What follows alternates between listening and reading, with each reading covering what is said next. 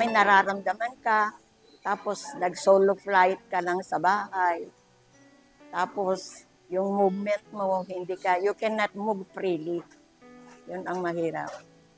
Para sa akin, ang pinakamahirap na parte ng pagtanda ay yung maging mapag-isa.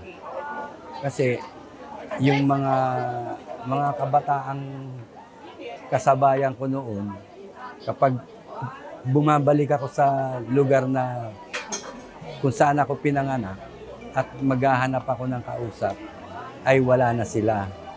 Kahit sa kasalukuyang tahanan ko, wala na rin yung matatandang dati kong barkada.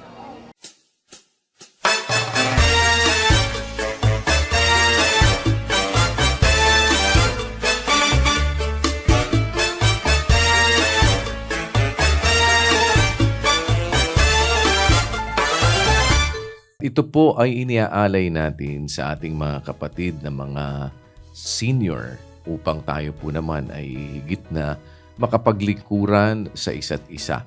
Ito po ay isa sa mga aral na ating ibig na mapagtulong-tulungang maisagawa na makapaglingapan tayong mga magkakapatid. Naririto po ngayon ang kapatiran sa tulong at awa ng Panginoon sa ating sama-samang paggawa upang lingapin ang ating mga kapatid na mga senior. Kasama po ang buong kapatiran sa iba't ibang panig ng daigdig na ngayong araw na ito ay nagsisikap na magtulong-tulong para higit naman nating mapagsilbihan ang ating mga kapatid na mga senior citizens. At sa araw na ito, atin pong inihahandog ang paglilingkod na ito ng kapatiran sa ating mga kapatid na mga senior. Dalangin po namin ang lahat ng mabuti para sa inyo mga kapatid. Nawa po tayo ay makapagpatuloy hanggang sa huling sandali ng ating mga buhay. Papalain at kaawaan nawa po kayo ng Panginoon sa inyong mga katandaan mga kapatid. Dalangin po namin ang lahat ng mabuti para sa inyo. Sa Diyos ang lahat ng karangalan at ang pinakamataas na pagpupuri magpakailanman.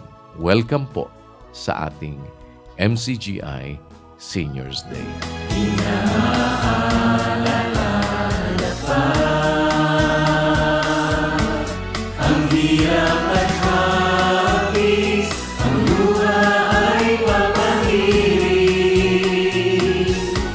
at ang ligaya ay di magmamahal.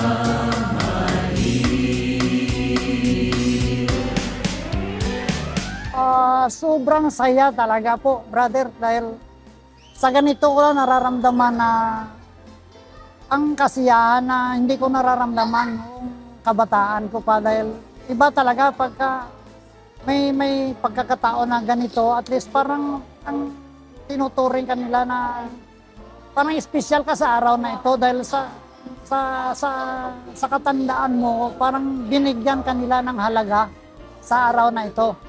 Para sa akin, napakasaya ko dahil may Diyos na, kumbaga sa kwan na may ginamit siya ng mga kinakasangkapan upang matupad ang mga ganitong pagkakataon na mapasalamatan ko ang Panginoon sa mga bagay na nagbibigay sa akin ng kasayahan sa buhay ko. Salamat kuya dahil mayroon kayong ganitong gawain na nakatulong sa amin na mga senior na mayroon kami maasahan na kahit paano may pagkakuhaan kami na.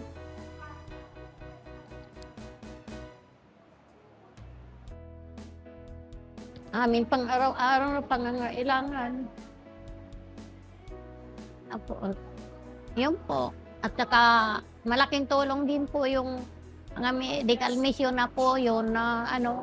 Kasi simula nagbalik kami dito, ay yung mga kapatid po, siya yung tumutulong sa amin para po magsuporta sa aming mga gamot.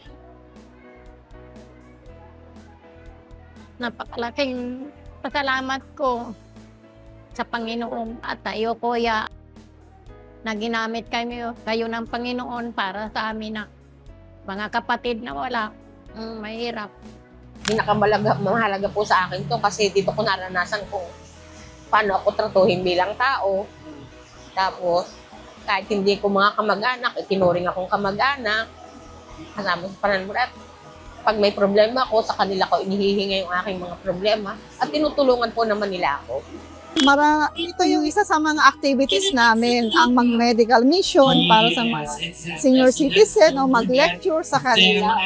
Pero natutuwa ako dito kasi well organized. Sobra asin talaga yun. Tapos lahat ng mga marshals, lahat ng mga usherettes, mababait at saka mapisan.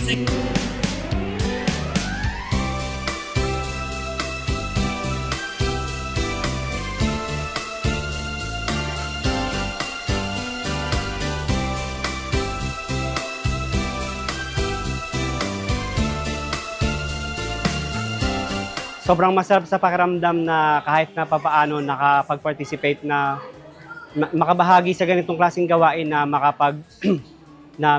maharana natin. Ako bilang isang choir na maharana natin o makasama ako bilang isang choir o mga awit na maharana yung mga kapatid natin na may katandaan, lalo na sa edad nila, na maramdaman nila na hindi sila nag-iisa.